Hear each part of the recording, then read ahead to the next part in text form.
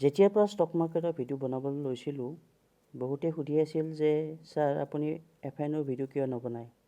এফআইএনততো বহুত টকা আহে, তাকো বহুত কম টাইমত। এইটো সঁচা কথা। এফআইএনত বহুত টকা আহে, বহুত কম টাইম আপুনি ইনভেষ্ট কৰিব লাগে। কিন্তু আপুনি এফআইএনত যিমান বেছি টকা ইনকাম কৰিব তাতকৈ বহুত বেছি ৰিস্ক আপুনি ল'ব লাগিব।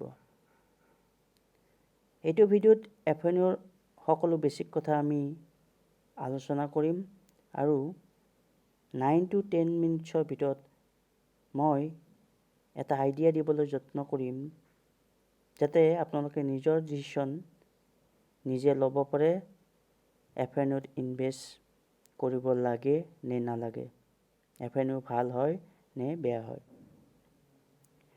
প্ৰথমতে আমি ডেৰিভেটিভছ কি হয় সেইটো জানি ল'ম আৰু কি টাইপছৰ ডেৰিভেটিভছ আছে আৰু কোনবোৰ ডেৰিভেটিভ ষ্টক মাৰ্কেটত ট্ৰেড হয়, এই সকলো কথা আমি এই ভিডিঅ'টোত আপোনালোক জনাবলৈ যত্ন কৰিম। ডেৰিভেটিভছ 4টা টাইপছ আছে, তাৰ ভিতৰত 2টা টাইপছ ষ্টক মাৰ্কেটত ট্ৰেড হয়, ফৰৱাৰ্ড, ফিউচাৰ্ছ, অপশ্যন, স্বাপ। ফৰৱাৰ্ড আৰু স্বাপ ষ্টক মাৰ্কেটত ট্ৰেড কৰিব নোৱাৰি, ফিউচাৰ আৰু অপশ্যন ষ্টক মাৰ্কেটত ট্ৰেড কৰিব পাৰি।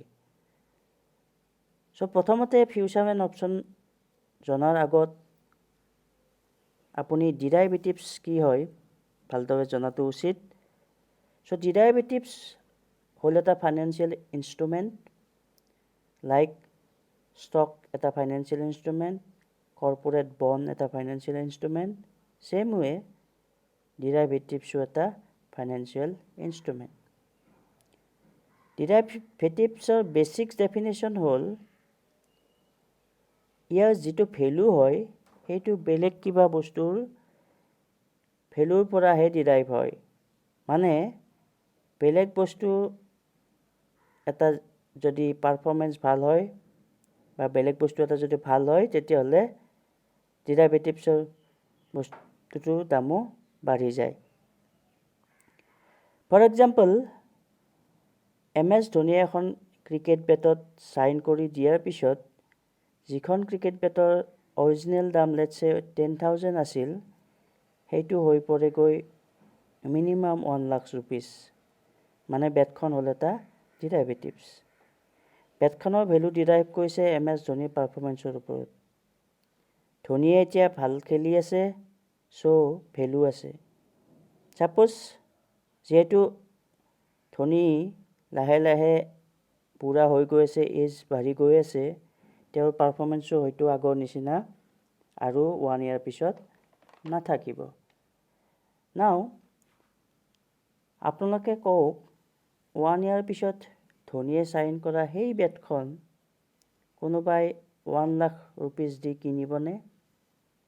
হয়তো কোনোবাই কিনিবও পাৰে আৰু কোনেও 1 লাখ ৰুপিজ নিদিবও পাৰে, কিয়নো ধোনীয়ে আৰু হয়তো বেছিদিন ক্ৰিকেট নেখেলে আৰু তেওঁৰ পাৰফৰ্মেঞ্চো হয়তো আগৰ নিচিনা হৈ নাথাকে।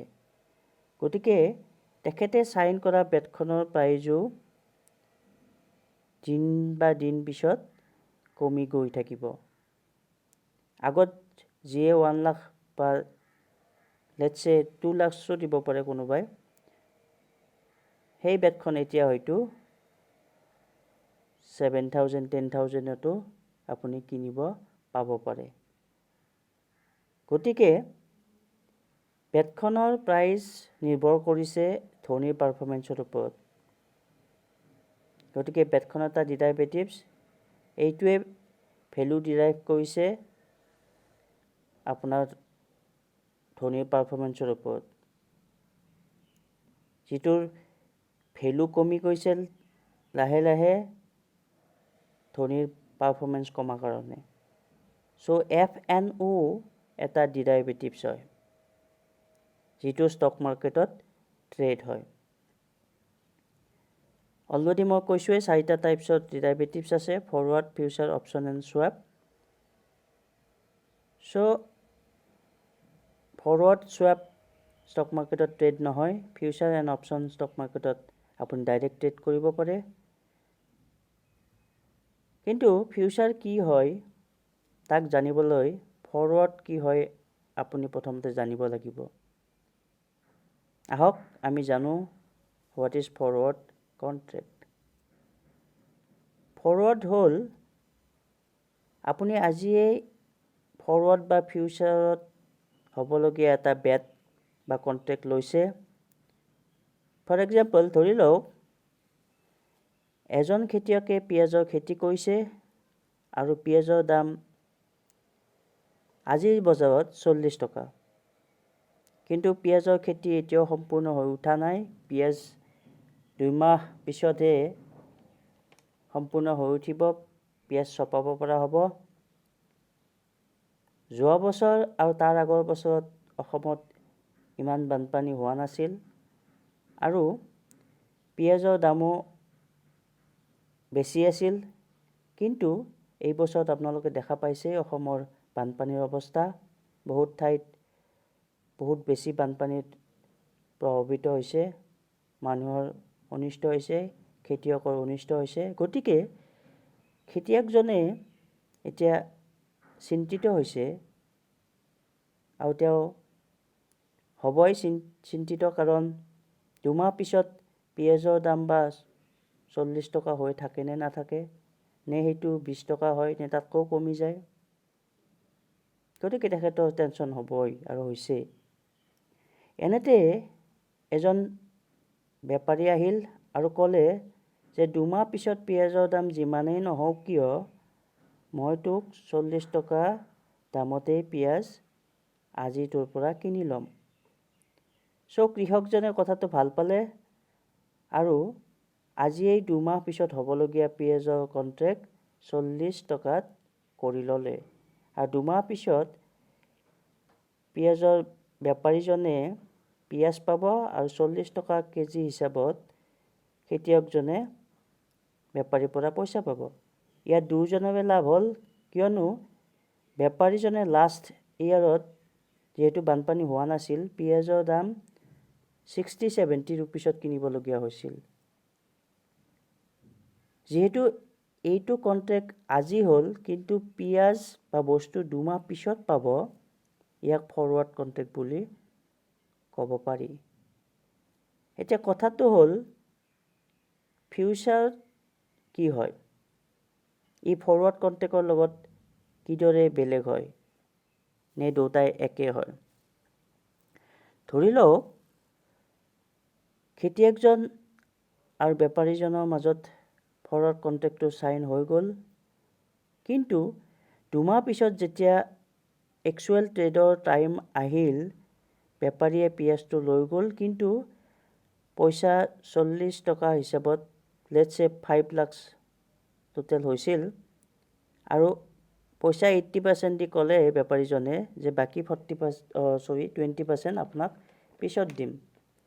কিন্তু পিছত খেতিয়কজনে বেপাৰীৰ ঘৰলৈ গৈ থাকিল, বহুদিন গ'ল, দিম বুলি লাষ্টত ক'লে যে পিঁয়াজৰ দাম এতিয়াও ইমান বঢ়া নাই, গতিকে আপোনাক আৰু সেই 20% পইচা নিদিওঁ।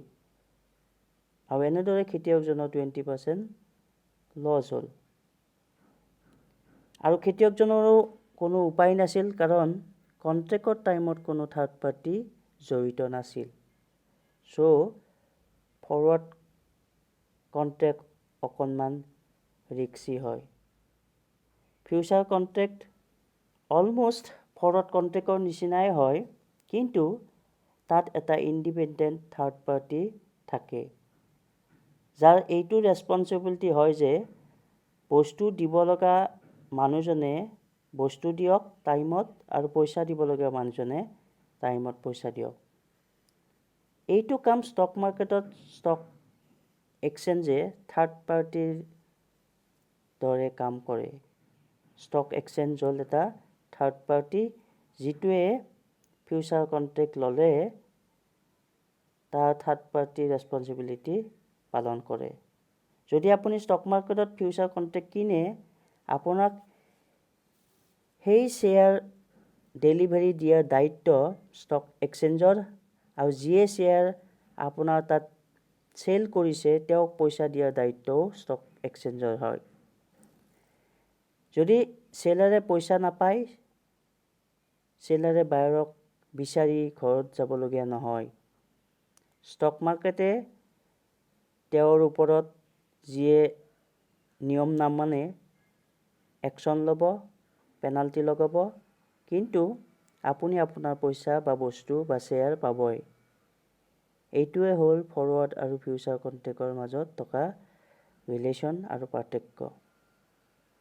ফিউচাৰ ষ্টক মাৰ্কেটত এক্সচেঞ্জ হয়, ষ্টক মাৰ্কেটত ট্ৰেড হয়। ইয়াৰ বিষয়ে ভালদৰে আমি পৰৱৰ্তী ভিডিঅ'ত আপোনালোকৰ মাজত আলোচনা কৰিম। কিদৰে ফিউচাৰ এণ্ড অপশ্যন ষ্টক মাৰ্কেটত ট্ৰেড হয়, আমি লাইভ যাবলৈ যত্ন কৰিম। গতিকে তেতিয়ালৈকে ট্ৰেণ্ডি বুলছ অন দালাল ষ্টেট চেনেল আপোনালোকে চাই থাকিব। আমাৰ পৰৱৰ্তী ভিডিঅ' পাবৰ কাৰণে আপুনি ন'টিফিকেশ্যন অন কৰি ৰাখিব, বেল আইকন অলত হিট কৰিব, আৰু যিসকলে মোৰ চেনেল প্ৰথম চাইছে তেখেতসকলে মোৰ চেনেলটো ছাবস্ক্ৰাইব কৰি আমাক উৎসাহিত কৰিব বুলি আশা কৰিলোঁ। আৰু লাইক, শ্বেয়াৰ, কমেণ্ট কৰিবলৈ নাপাহৰিব। যদি আপোনালোকে ভিডিঅ'বোৰ চাই ভাল পাইছে, নিশ্চয় লাইক, শ্বেয়াৰ, কমেণ্ট কৰিব। ধন্যবাদ।